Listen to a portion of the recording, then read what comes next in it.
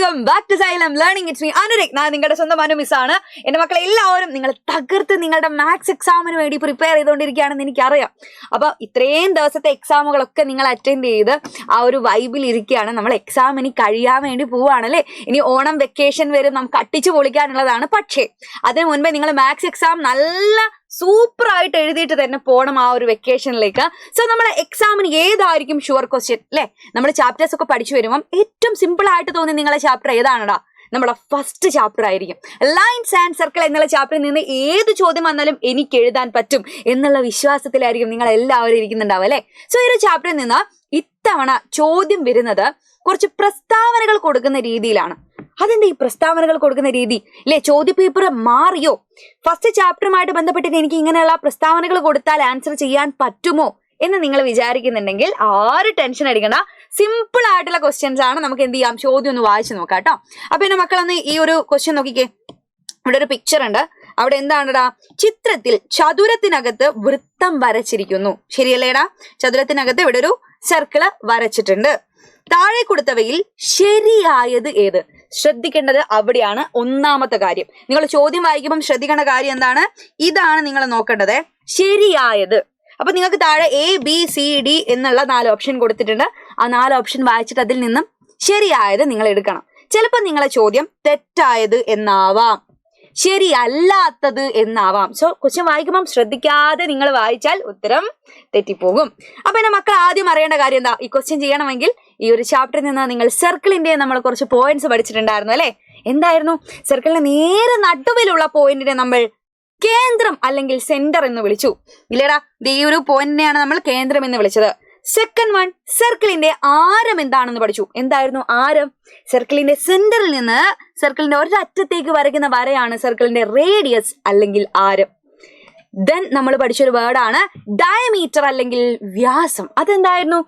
സർക്കിളിന്റെ ഒരറ്റത്ത് നിന്ന് അടുത്ത അറ്റത്തേക്ക് സർക്കിളിന്റെ സെന്ററിലൂടെ പോകുന്ന ലൈനിനെയാണ് നമ്മൾ വ്യാസം എന്ന് വിളിച്ചത്. ഇത് നിങ്ങൾ മനസ്സിലുണ്ടായിരിക്കണം ഈ ഒരു ചോദ്യം ചെയ്യുമ്പോൾ. സോ നമുക്ക് എന്ത് ചെയ്യാം? ഒന്നാമത്തെ അല്ലെ ഓപ്ഷൻ A ഒന്ന് വായിച്ചു നോക്കിക്കേ നിങ്ങൾ. വൃത്തത്തിന്റെ ആരം ചതുരത്തിന്റെ ഉയരത്തിന് തുല്യമാണ്. സോ നിങ്ങൾ ആദ്യം നോക്കുക, വൃത്തത്തിന്റെ ആരം ഇവിടെ ഒരു പോയിന്റ് ഉണ്ട്. ഇതാണ് ഇതിന്റെ ആരം അല്ലെ, റേഡിയസ്. ഈ റേഡിയസ് ഇതിന്റെ ഉയരത്തിന്, ചതുരത്തിന്റെ ഉയരത്തിന് തുല്യമാണോ? എടാ ഈ റേഡിയസ് ചതുരത്തിന്റെ ഉയരം എത്രയില്ലേ, അതിന് തുല്യമാണോ? അല്ല അല്ലെ? കാണുമ്പോൾ തന്നെ നമുക്കറിയാം ഓപ്ഷൻ A എന്താണ്? തെറ്റാണ്. ഇനി ഓപ്ഷൻ B ഒന്ന് വായിച്ചു നോക്കിക്കേ നിങ്ങൾ. വൃത്തത്തിന്റെ ആരത്തിന്റെ ഇരട്ടിയാണ് അല്ലെങ്കിൽ 2 മടങ്ങാണ് ചതുരത്തിന്റെ നീളം എന്നാണ് പറയുന്നത്.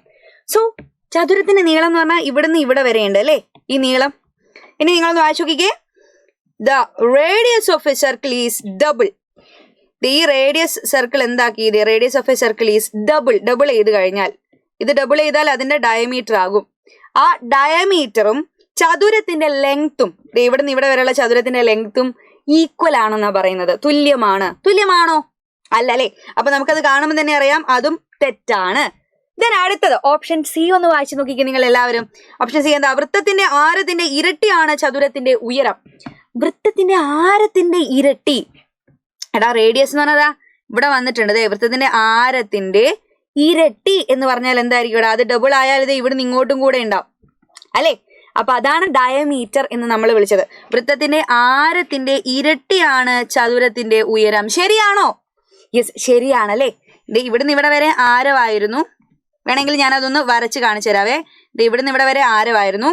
അവിടുന്ന് നേരെ താവട്ടേക്ക് വന്നാൽ അത് എന്തായിട്ട് മാറി? വ്യാസം അല്ലെങ്കിൽ ഡയമീറ്റർ ആയിട്ട് മാറി. അതിന്റെ ഇരട്ടിയായിട്ട് മാറി. അതും ഈ ഒരു ചതുരത്തിന്റെ ഉയരവും എന്താണടാ? സെയിം ആണ്. അപ്പൊ ഓപ്ഷൻ C എന്താണ് ഇവിടെ ശരിയായിട്ടുള്ള പ്രസ്താവനയായിട്ട് നമുക്ക് കിട്ടിയിട്ടുണ്ട്. സോ ഓപ്ഷൻ C ആണ് നിങ്ങൾക്ക് കിട്ടിയിട്ടുണ്ടാവുന്ന ഉത്തരം. ഇനി വേണമെങ്കിൽ നിങ്ങളൊന്ന് D വായിച്ചു നോക്കിക്കേ.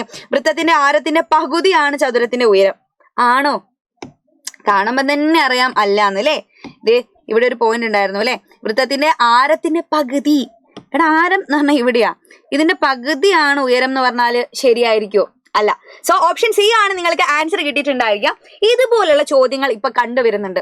അപ്പൊ എന്റെ മക്കൾ എന്താവണം? ആ ചാപ്റ്ററിലെ വൃത്തം എന്താണ്, വൃത്തത്തിന്റെ പോയിന്റ്സ് എന്താണെന്നുള്ളത് കൃത്യമായിട്ട് പഠിക്കണം.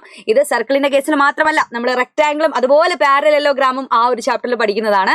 സോ എന്റെ മക്കൾ എന്ത് ചെയ്യുക? നല്ലപോലെ നിങ്ങളുടെ എക്സാം അറ്റൻഡ് ചെയ്യുക. എന്തായാലും നിങ്ങൾക്ക് ഫുൾ മാർക്ക് കിട്ടും, എനിക്ക് ഉറപ്പാണ്. സോ ഇനിയും നിങ്ങൾക്ക് വേണ്ടിയിട്ടുള്ള ഇമ്പോർട്ടൻ്റ് ആയിട്ടുള്ള ഒരുപാട് ക്വസ്റ്റ്യൻസ് ആയിട്ട് ഞങ്ങൾ ഇന്ന് മാരത്തോണിൽ, മെഗാ മാരത്തോണിൽ നിങ്ങളെ കാണാൻ വരുന്നുണ്ടായിരിക്കും. സോ എൻ്റെ കുട്ടികൾ എല്ലാവരും എന്ത് ചെയ്യണം, നമ്മളെ മെഗാ മാരത്തോണിൽ അവിടെ വെയിറ്റ് ചെയ്തിരിക്കുക. നമുക്ക് അടിപൊളിയായിട്ട് ഈവനിങ്ങിൽ എന്ത് ചെയ്യാം, അടിപൊളിയായിട്ട് നമ്മളെ എക്സാമിന് എന്താണോ ചോദിക്കുന്നത് അതൊക്കെ എല്ലാ ചാപ്റ്ററും നമുക്ക് പഠിക്കാം. ഓക്കെ, അപ്പൊ മാരത്തോൺ മിസ് ചെയ്യരുത്. ഇന്ന് വൈകിട്ടാണ്, ഫ്രണ്ട്സിനൊക്കെ കൂട്ടിയിട്ട് ഇവിടെ ഉണ്ടായിരിക്കണം കൃത്യം 7 മണിക്ക്. ഓക്കെ, അപ്പൊ ബൈ ബൈ, നമുക്ക് മാരത്തോണിൽ കാണാം.